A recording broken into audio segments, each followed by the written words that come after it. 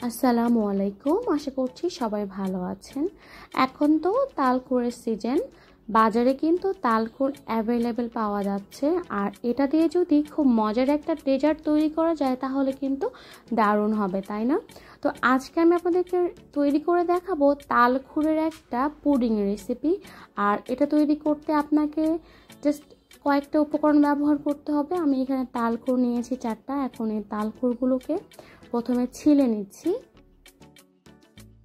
আমি যেহেতু বগুড়ার মেয়ে, বগুড়ায় কিন্তু এটাকে তালকুড় বলে।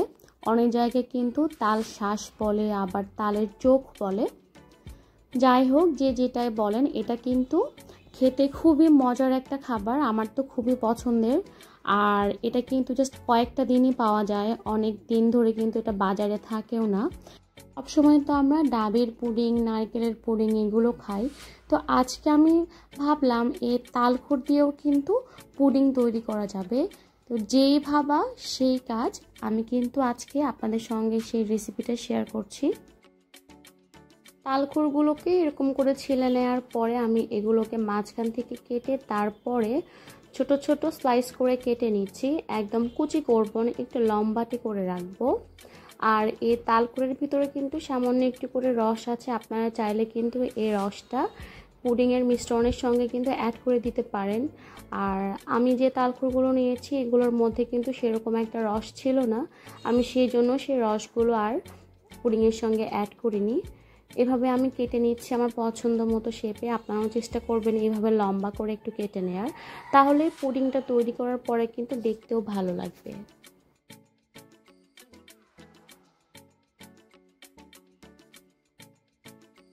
সবগুলো কেটে নেওয়ার পরে সবগুলো স্লাইসকে আমি একটা বাটির মধ্যে উঠিয়ে নিচ্ছি। আমি এখানে টোটাল 3 পিস তালকুড় ব্যবহার করেছি। আর আমি এখন একটা পাত্রের মধ্যে এখানে প্রায় 3 কাপ পরিমাণ পানি নিয়েছি।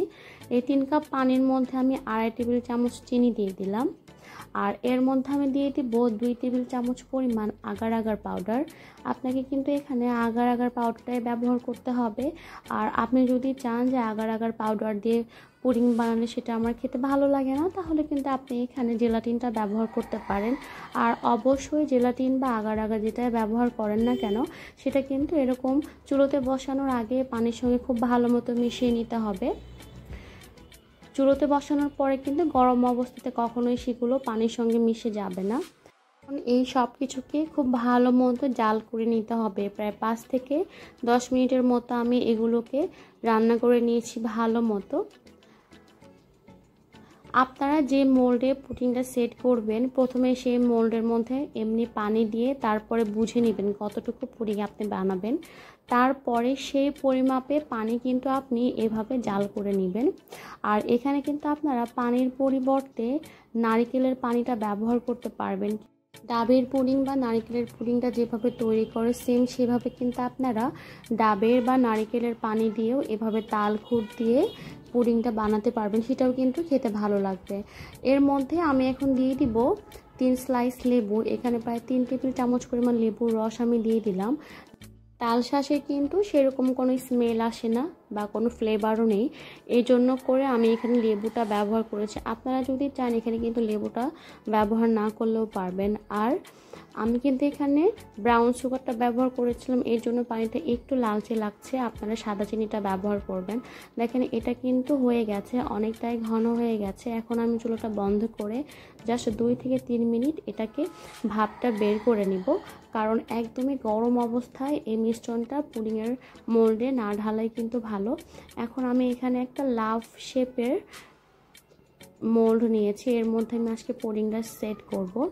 এরকম শেপের পুডিং আমার কাছে দেখতে ভালো লাগে, এই জন্য আমি এরকম একটা মোল্ড নিয়েছি। আপনারা চাইলে কিন্তু যে কোনো ধরনের বাটিতেও এটা সেট করতে পারেন।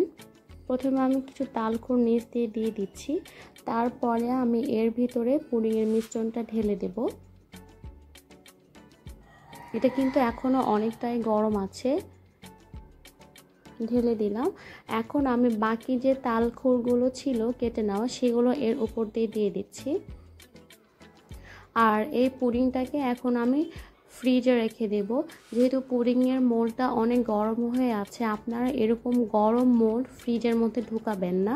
নিচে একটা কোনো একটা মোটা কাপড় বা মোটা কাগজ দিয়ে নেবেন, তারপরে ফ্রিজে রাখবেন। আমি প্রায় 1 ঘন্টা মতো ফ্রিজে রেখেছিলাম, এর মধ্যে কিন্তু পুডিংটা একদম সেট হয়ে গেছে।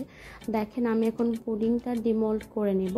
প্রথমে একটা ছুরির সাহায্যে সাইড থেকে একটু ছাড়িয়ে নিচ্ছি, কারণ যেন ভেঙে না যায়। এই জিনিসগুলো কিন্তু অনেক সাবধানে করতে হবে। তারপরে আমি একটা বড় একটা ট্রের মধ্যে এই পুডিংটাকে ডিমোল্ড করে নিলাম। আমি পুডিংটাকে এখন একটু উল্টিয়ে নিচ্ছি। দেখেন উল্টালাম, কিন্তু পুডিংটা কিন্তু একদম ভেঙে যায়নি, খুব সুন্দর মতো কিন্তু সেট হয়ে গেছে। পুডিংয়ের এই পাশটার লুকটা অনেক বেশি সুন্দর এসেছে। আমি এর উপরে কিছু চেরি কুচি করে দিয়ে দিচ্ছি, এতে করে দেখতে আরও অনেক বেশি সুন্দর লাগবে। আপনারা যদি চান এখানে কিন্তু যে কোনো কিছুতে ডেকোরেশন করতে পারেন, আবার ডেকোরেশন না করলেও কিন্তু হবে। এই পুডিংটা কিন্তু আপনারা নর্মাল ফ্রিজে রেখে 2 থেকে 3 দিন সংরক্ষণ করে খেতে পারবেন। আমার ভিডিওটি যারা আমার চ্যানেল থেকে দেখছেন তারা অবশ্যই আমার চ্যানেলটি সাবস্ক্রাইব করে দিবেন এবং পাশে থাকা বেল বাটনটিতে ক্লিক করে দিবেন। আর যারা এই ভিডিওটি আমার পেজ থেকে দেখছেন তারা অবশ্যই আমার পেজটিতে ফলো দিয়ে রাখবেন। এতক্ষণ যারা আমার সঙ্গে ছিলেন, রেসিপিটা পুরোটা দেখেছেন, তাদেরকে অসংখ্য ধন্যবাদ। আশা করছি আজকে আমার রেসিপিটা আপনাদের কাছে ভালো লেগেছে। দেখা হবে আবার নতুন কোনো পর্বে। সে পর্যন্ত সবাই ভালো থাকবেন আর আমার চ্যানেলের সঙ্গে থাকবেন। আল্লাহ হাফেজ।